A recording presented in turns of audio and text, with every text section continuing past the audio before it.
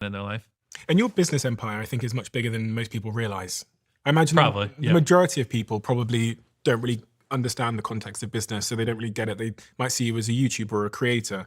But from the research that I've done, you run a very, very large business. Yeah, I mean, we do 9 figures in Feastables. I mean, we can say that, yeah. 9 figures in Feastables. So the business must be worth several billions of dollars. Overall, I mean, you could deduce something like that, yeah. I'm not going to get you to try and hazard a guess. I'm sure you know, but I'm not going to ask you to predict that. But the business would be worth a lot of money. Are you a billionaire? On paper, yeah, but I mean, in my actual bank account, I have less than $1 million. So, do you pay yourself at all? A little bit, but I also I have some assistants and things like that. So it's like I try to just pay myself what I spend, personally a month, just to stay even. How do you think about money in all of this? Because most people in their lives are pursuing money so that they can chill out and retire, but you seem to be pursuing it purely for the sake of reinvesting it back into the system. Money is fuel to grow a business. And then you make money from the business and then... To keep growing, yeah. And then you find a business that you enjoy that, is better for Mother Nature or Earth or people. And there you go. You have a fulfilled life. That's my theory. I just don't... When I'm 70, I don't want to look back and have regrets, When is enough enough? Such a cliche question that I'm asked a lot. Enough, building the business? Never. I mean, I just want to keep... building a business is like a video game. It's just fun, with Feastables right now, we're the largest ethically sourced chocolate company in America. And it's just fun to look at something that's been done the same way for 100 years and go, how do we just flip this on its head and fuck up this industry? And, how can we pay our farmers a living income, not use child labor, et cetera, et cetera. And so it's I think if I was just doing mundane things like everyone else, I probably would be bored as fuck. If I would just sold chocolate like everyone else, made the same repetitive YouTube videos like everyone else, I probably would be like, all right, get me out of this. I want to retire. But it's not what we're doing. We're changing industries. We're impacting the world. This is the point of life, in my opinion. You could do so much with the gazillion people that listen and watch your videos. You could start almost any business and it'd be successful. Yeah. You could have almost any social impact. Yeah. And it'd be profound and save a gazillion people's lives. Do you struggle with focus? No, I mean, I do wonder, sometimes should we be doing more, but I've really found a good groove with Feastables. I keep looking over there because there's Feastables sitting over there. I do feel like I've hit a good groove with that and the ethical sourcing on it. And no, I mean, yeah, obviously I get a bajillion opportunities, but just, right now, I think I said earlier, this is one of the few things in life that it's scratched the same itch as YouTube, where building Feastables is equally as fun as making videos for me. It is so delicious. Thank you. It is so delicious. I'd really love to just spend a moment talking about the ethical sourcing piece, because I don't think that's something I didn't understand until I did some research on you. Yeah.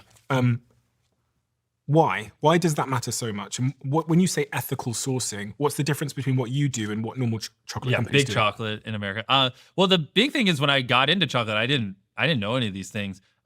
We used to source our cocoa from Peru, cacao, which, ethical sourcing is not really an issue there. But the problem is majority of the world's cocoa comes from West Africa. And so as we got bigger, everyone's like, hey, you need to switch your supply chain to West Africa. I'm like, cool. And so then I started studying and reading up about it. And I noticed that 46% of labor in West Africa on cocoa farms is child labor. And I was like, that can't be accurate. And then I started digging deeper and deeper, and I was like, holy shit, it's just almost half of labor is child labor. And so I started talking to all the big chocolate companies, or not all of them, but as many as I could get a hold of. And I was like, so what do you guys do about this whole child labor thing? And they're constantly just telling me it just is what it is. That's how chocolate always has been. And I was like, whoa, you guys make $1 billion a year in profit. You don't see an issue with that being on the back of little kids? And they're like, no. And then I have this crazy clip on, because I have a documentary guy, I think you saw him, Jeff, who follows me around. Crazy clip where I'm meeting with a big, I gotta be as vague as possible because they're gonna murder me if we got time back to them, but a big supplier, we'll just leave it vague like that. And I asked them, I was like, so do you have any way I can pay extra to not use child labor or anything like that, or any options? And they're just like, no. And my literal documentary guy is just like filming, and I'm in like this big boardroom, and I look at the camera, I'm like, holy shit, they just said that on camera. And so I did all this research, and it was just like, yeah, no, and especially in America, like there's some European chocolate brands that, try, but in America, like really no one really cared. I mean, there's plenty of options and plenty of time to fix it, plenty of money to fix it. So that just kind of honestly pissed me off, and like that. So then I just was like, how do we solve this? And so then it sent me down the rabbit hole. Everything points back to like, to the reason chocolate in America is so cheap is because they just don't, not the reason, but one of the reasons they just pay the farmers so little. Like farmers make less than $1 a day. So like because of that, they're forced to use child labor because I mean they literally just don't even have money to pay someone who's not a child. How many kids do you think are in child labor in West Africa, just on cocoa farms? You might have saw it in that 5,000. No, it's 1.5 million. You're joking. Yeah, it's over 1 million. It's crazy. So what we need to do is we need to, in my head, get to $1 billion a year in revenue as fast as possible while being ethically sourced and being profitable. A big part of it is we have to be profitable while doing it, because then I can point and go, look, we achieve scale ethically and we're making money. It's not that you can't do it. You just don't want to.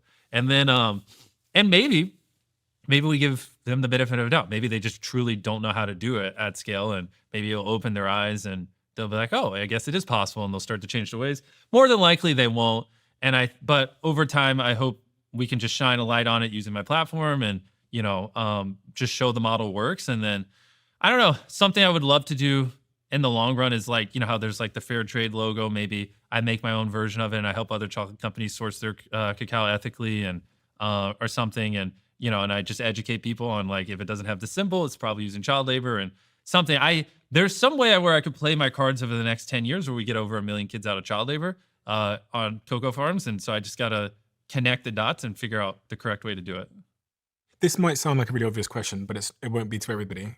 Why do you care so much? Bro, I just like, I've been on these farms. I don't want to get rich on the back of little kids. I mean, it's just kind of, I feel like it's kind of obvious, maybe to other people in chocolate, they don't care, but the first thing when I heard about it, I was like, why is this a thing? It reminds me somewhat of Elon Musk and what his mission was with Tesla. He kind of knew that if he was able to prove that you can have fast, nice electric cars, then the rest of the industry could give up their excuses that it's not possible. Exactly. What if someone comes along though and they say, okay, Jimmy, we'll give you 5 billion for Feastables? Hell no, I ain't selling that shit. You're never selling it? No, because the first thing they would do to up the margins is they just drop the ethical sourcing. Have people come along and offered to buy your YouTube channel? I mean, yeah, I've been offered $1 billion here or crazy amounts of money there, but I mean, it's, what's funny is Zuck got that famous $1 billion offer for Facebook, and he said, what was it? He was like, why would I sell this social media platform? I would just take the money and start a new one, and I kind of like the one I have, so why don't I just keep it? And I every time I get, which I haven't in a while, but back in the day, I used to like jokingly poke around just to see what people would offer me, and I would get those offers, and then I would always just be like, yeah, I mean, I would just do the same thing I'm doing now, so I might as well just keep doing what I'm doing now. The money wouldn't really change anything. Well done. And I don't think you've yet to get the credit you deserve for the lengths you've gone to with Feastables. No, but I think it's really important. I know you're not doing it for credit at all. I know that you're doing it to get the message out there so that the industry changes. But I think someone like you with a platform that you have that's able to produce chocolate that is fucking delicious. They sent me a box of it about 6 months ago. And Thank you. I hate so much of the fucking thing. I'm thinking of updating. Yeah, I mean, if you hand them to me, like hand me a couple bars, there's a lot of stuff that... the problem is, like, if you look at this and this, from a distance, you can't tell really the difference between the flavors. Like, this is dark sea salt. This is just dark chocolate. So I'm about to update the wrappers where we're going to put, like, colored tips here so you can tell the flavors from far away. I think that's very important. Another thing, too,